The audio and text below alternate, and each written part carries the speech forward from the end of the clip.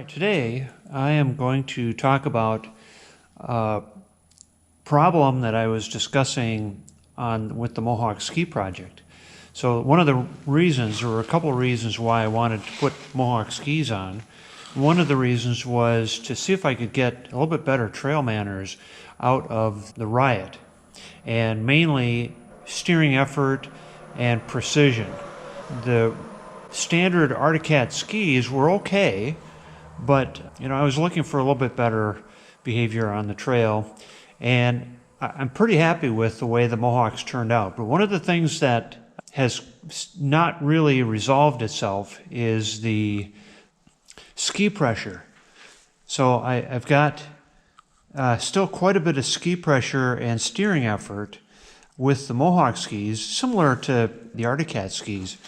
So what we're going to do today is talk about what could cause that. And this is probably going to end up being a multi-part video because it's a fairly complex subject. If you're talking about ski pressure, then you must be talking about the springs or the shocks or something with the front end. And that's actually not true, okay? So the front end suspension, the front suspension, doesn't have a whole lot to do with the ski pressure. The front end affects your ability to steer, yes, but it's mainly the precision part of it, responsiveness, side-to-side roll, things like that, ride quality, things like that the front end, the front suspension is for. When it comes to ski pressure, that's not controlled by the front suspension. So you kind of have to forget about the front suspension for a problem like this. The other, so we have, if you look at the suspension as a whole, you think it's really everything works together. So the front suspension and the rear suspension work together, but the rear suspension has two parts to it. There's actually two pivot points, and they work together. Now, in a trail snowmobile, they literally work together because the rear suspension is what they call coupled.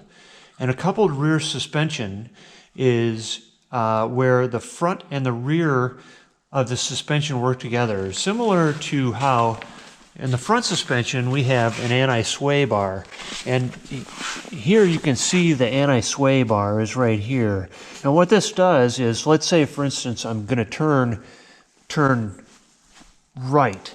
So my outside ski is the left ski. The left ski is the outside ski.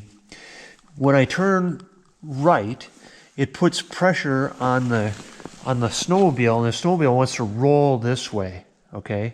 So that if you want the snowmobile to go that way, it will roll this way. It puts on a lot of pressure on this side of the suspension.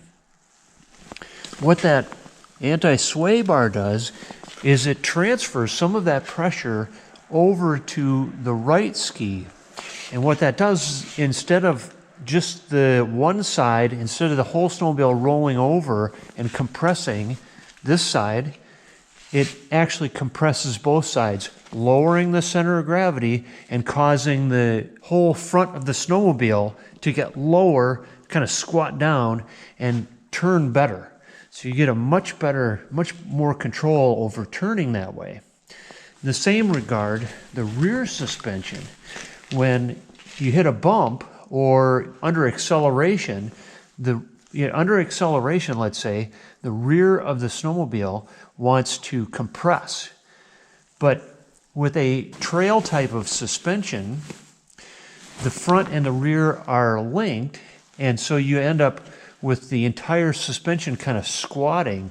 So under acceleration, the whole suspension compresses, and that causes the bottom of the track to stay flat, and you get much better control over acceleration. Now, the Riot is a special snowmobile because it has a trail suspension with the anti-sway bar, and it's a much wider ski stance. It's a very wide ski stance. It's basically the same suspension as the trail Arctic Cats. And then in the back, it has an off-trail rear suspension. And what that means is that the rear suspension is not coupled. It is an uncoupled rear suspension. So a trail rear suspension is coupled, and an off-trail suspension is uncoupled. And what the off-trail suspension does, the uncoupled rear suspension, is that it allows the rear to compress and the front to lift. Okay, so instead of the whole snowmobile squatting down under acceleration, the rear compresses, but it allows the weight to come off the skis, and that allows the whole snowmobile to kind of climb up and over soft and powder snow and things like that, off-trail type situations. So that's what the advantage of an off-trail suspension is, an uncoupled rear suspension. But because the Riot is this combination between off-trail and on-trail, you have to somehow get a balance, and I think Arctic Cat did an excellent job balancing the two. But you need to balance trail behavior with off-trail behavior. And that's going to cause me a problem when I try to get rid of some of that ski pressure. So let's talk about what controls the ski pressure.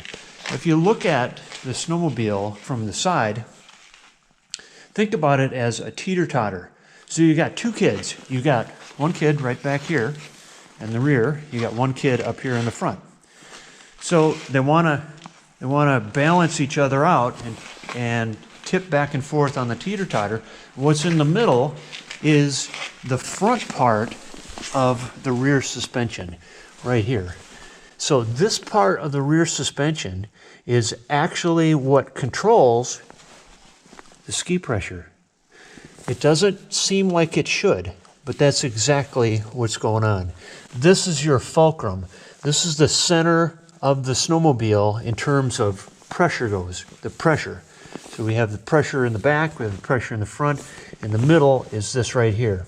If you want to lighten the ski pressure, you increase the pressure in the center. Now, one way to do that is to loosen the limiter strap. And the limiter strap, in this case, there's two of them. They're right here. So I've got two of them right here and one here. I did loosen it. They're as loose as they can go. And what that supposedly does is it allows the front of the suspension to get lower, a little bit lower, and it doesn't do anything to the geometry of the suspension. So the rear, I don't know if I said front or rear, but I meant the front of the rear suspension. The front pivot point of the rear suspension. So that's what we're focused on. So a quick and easy, something that you could do with a couple of simple wrenches. You can tell it's just a couple bolts there, and it's not a big deal to move the position of those. They have some pre-drilled holes in those straps, and all you got to do is just move the bolts. So it's a really easy thing to do. It's free. Anybody could do that, and so that was the first thing that I tried. That didn't work. So that's one thing that you can do, and it's something that it's not going to impact a lot of stuff. So you don't really have a lot of. You're not struggling you're not going to screw anything up by doing that. Okay, so that's one thing you can do. There is another thing underneath here. If you notice, there is a coil spring right here and a shock absorber. So you can change the preload, and here you can see there's a nut. It's kind of covered by ice, but that nut, you can loosen or tighten that nut, and that changes the amount of pressure on the fulcrum, on the center of the snowmobile. So the more pressure you put here, the greater the preload, the more pressure there is on this pivot point, and the more pressure there is on the track at this point, and that will lighten up your steering effort. Now, somebody on one of my YouTube videos, one of the Mohawk videos, mentioned that, and I actually was kind of thinking the same thing, but I'm really glad that somebody brought that up.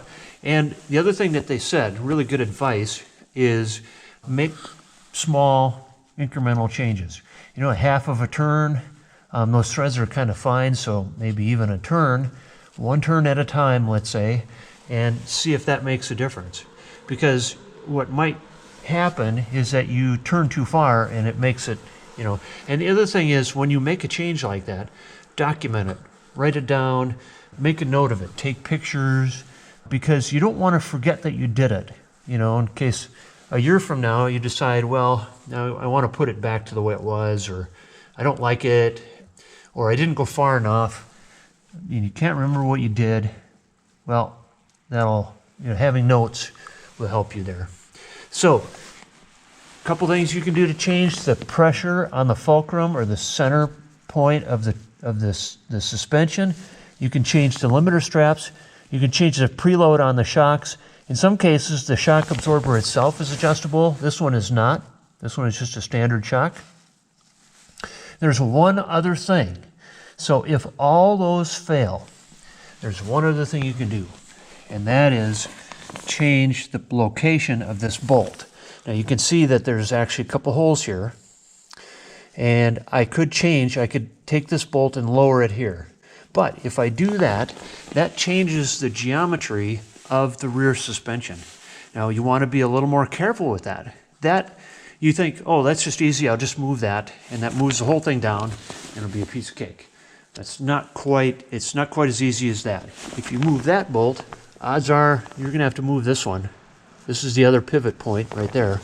So odds are you're going to have to move both of them. And as soon as you start moving stuff around, you got to loosen the track up, completely reset the track tension. And because you have to reset the track tension, you have to reset the track alignment.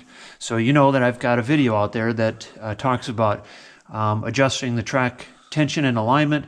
They both happen at the same time, and it's a simple process, but it is completely necessary and unavoidable when it comes to a project like this. So you can't get away from that.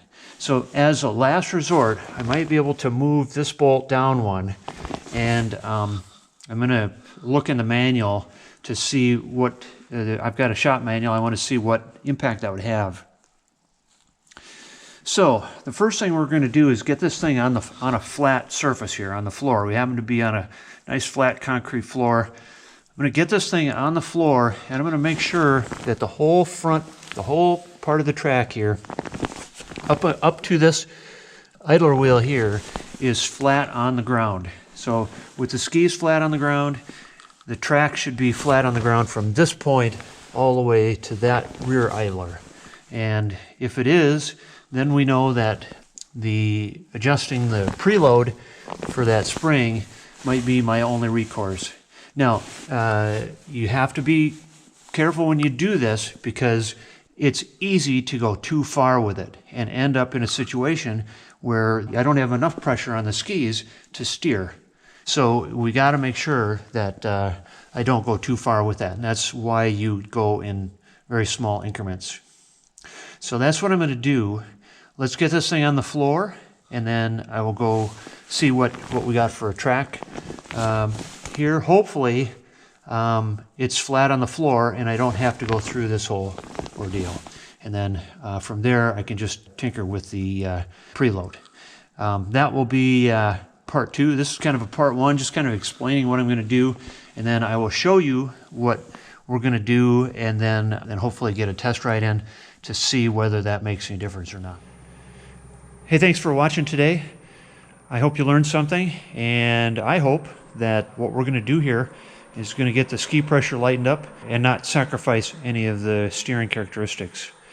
So let's go on and move on to part 2, and until then, I hope I see you on the trail.